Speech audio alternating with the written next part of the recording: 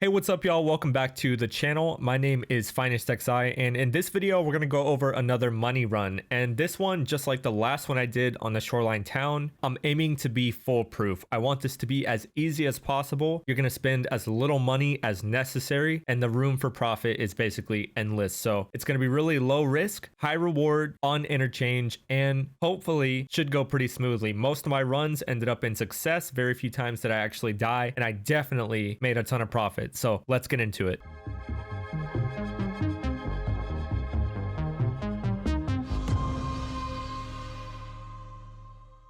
Okay, so here's the basic idea. What we're gonna do is we're gonna gear up very lightly. We're gonna head on into Interchange, and we're gonna try and hit some of the PC rooms, dig up all of what's inside the PCs, and get out with that alive. Now, the extract we're gonna use is going to be the hole in the fence, and I'm gonna explain why. There are a couple of extracts on Interchange, and to be honest with you, Interchange is one of the most campy maps in the entire game. A lot of people extract camp on Interchange. One of the safest places to get out on the map is the hole in the fence extract. It's located in between the power station and the southeast or Amercom extract. It's right in the middle along the wall in between those two extracts. The only drawback is that you can't bring a backpack out, but for this particular money run, that is actually no big deal because we're going to bring a rig that can hold plenty of space, and we're going to empty out our secure container as much as we can, so that way we can hold as much stuff as we can fit in there as well. So for this run, I recommend you guys use the belt rig. Reason being, this thing can hold a ton of items, and it's incredibly cheap on the flea market. All day long when I was doing these runs, it was about 35,000 for the rig. That is nothing compared to, say, like a TV 110, which is like 60 to 80k, and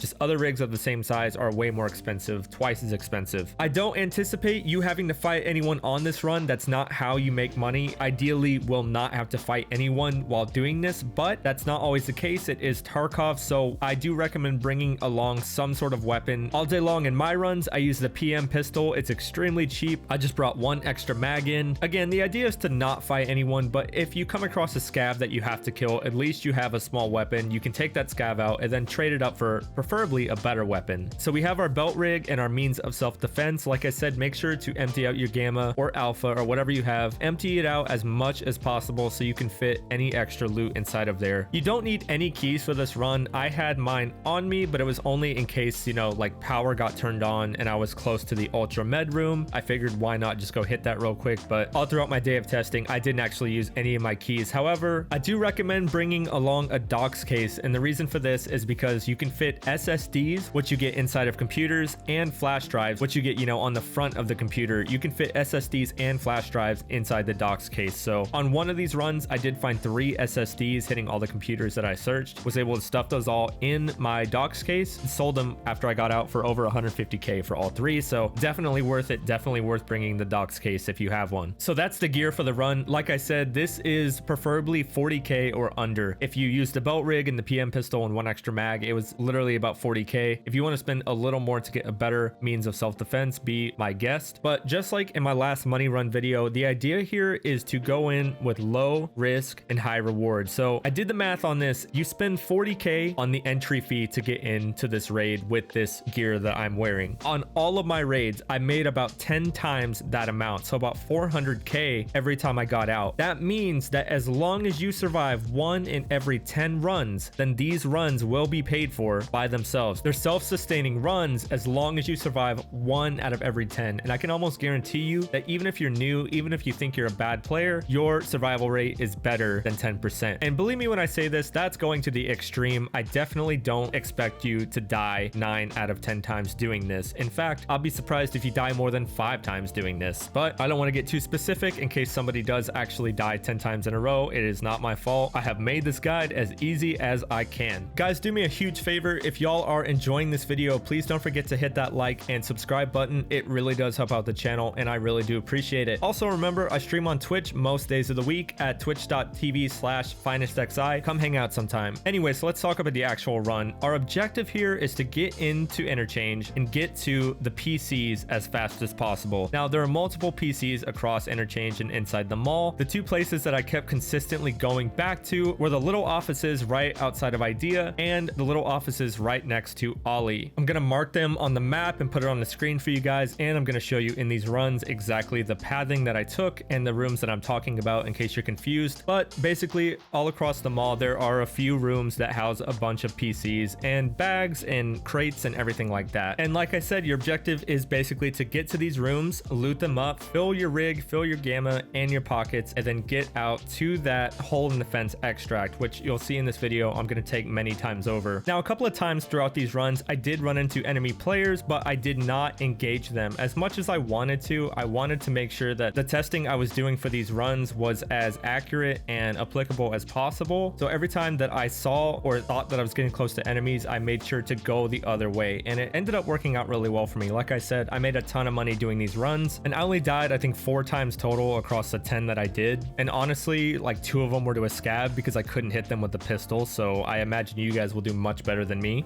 Basically, it doesn't really matter what side of the map you start on. If you start on the Ollie side, you'll go ahead and rush to the Ollie computers, and then you can make your way through the back of Goshen very carefully and get to the IDEA computers if you still need more loot. Now, when I did start on the IDEA side of the map, I ended up hitting a few caches every time on my way in. I kept getting this one spawn that passes right by 2 different caches. I definitely recommend hitting those every time. I got anything from M995 to APSX and everything in between. It was super valuable hitting those caches. Some of the most money I made the whole day. Anyway, so like I was saying, if you start on the IDEA side, you can hit the caches before you get into the mall and then get to the IDEA computer rooms. Typically, when I did start on this side of the map, I did try and make my way through Goshen after hitting IDEA computers to get to the Ollie computers because there's simply more on that side, and staying on the IDEA side alone didn't fill up my belt rig like I wanted to. I also want to mention that there are a few places in between these computer rooms that actually have loot that is really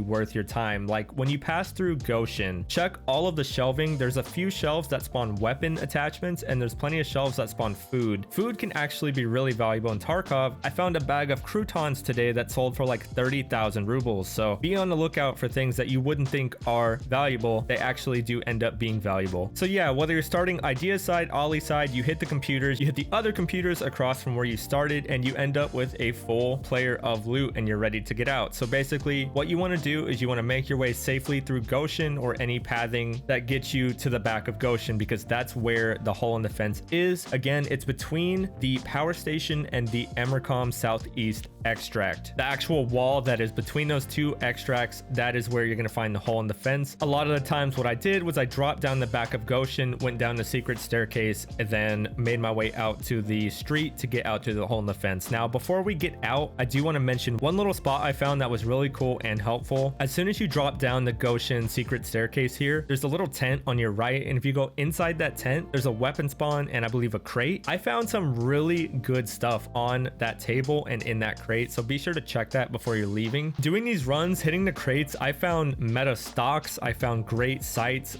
great scopes, and just like really good attachments that made me a ton of money. So it's definitely worth hitting up this tent before you make your way out. But after you hit the tent, you go ahead and go outside to the street and find yourself the hole in the fence extract, just like I'm taking here. And then that's your completed run. Now what I want to do is I want to go ahead and throw up the numbers of today's runs for you guys to see for yourself, so you can see exactly how much money I made today. I did 10 runs and I did die in 4 of them. So let's go over them now. First run of the day, I made 323,000 rubles. This was actually being really lazy with it. I didn't have a belt rig and I had like a backpack that I had to ditch, but this was the beginning of these runs. I wanted to see if it was worth it at all. Run number 2, I actually spawned at the power station. This is something I didn't talk about. The power station has so much good loot inside the station and right outside of it, around in crates and toolboxes and everything. It's actually amazing. The issue that I had is that, like I feared, it got rushed when I was there. Even though I turned the power on, people still came that way because there are spawns nearby. So my recommendation to you is if you spawn at the power station, either just get inside the mall as fast as you can to go to the computer rooms, or if you want to risk it, loot the entirety of the power station and the crates around it, then just make your way to hole in the fence. Be careful though, if you guys get out before 10 minutes have passed, you will get a run through and you can't sell anything on the flea. Alternatively, you could just get a scav kill. That will be enough